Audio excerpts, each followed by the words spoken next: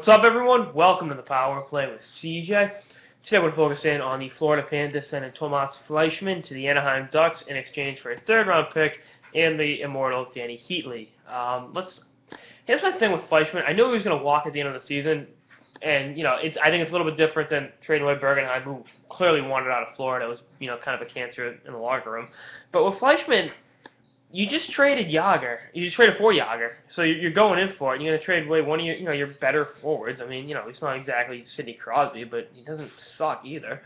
I mean, he's been last year kind of wasn't that great, but I mean, this is a guy that was on one of the better lines in hockey a few years ago when the Panthers made their triumphant return to the playoffs. And I don't really see the logic in moving him while simultaneously adding Yager. My thing with bringing in Heatley is I kind of hope Florida gives him a look. I mean, might as well, right?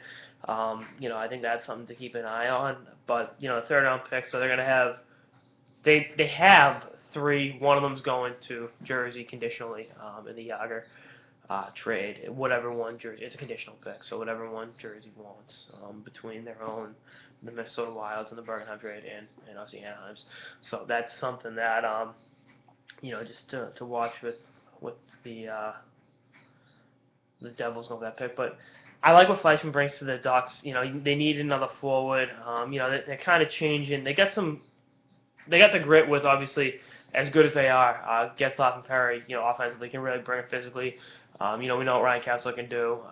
But you add guys like Fleischmann, Thomas Sakic, guys like that to that lineup, and it really gives them a little bit more of a flash and dash, some speed, which can be big in the playoffs, and really gives the Ducks a really good crew of forwards.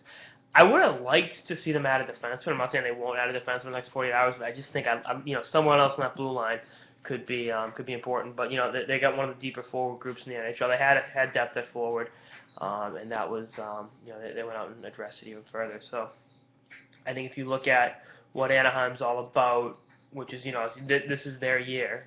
That's the way they're buying into it. If you look at, the deals they made in hopes of, getting over that hump, going to the Stanley Cup final, being able to win their second cup in franchise history.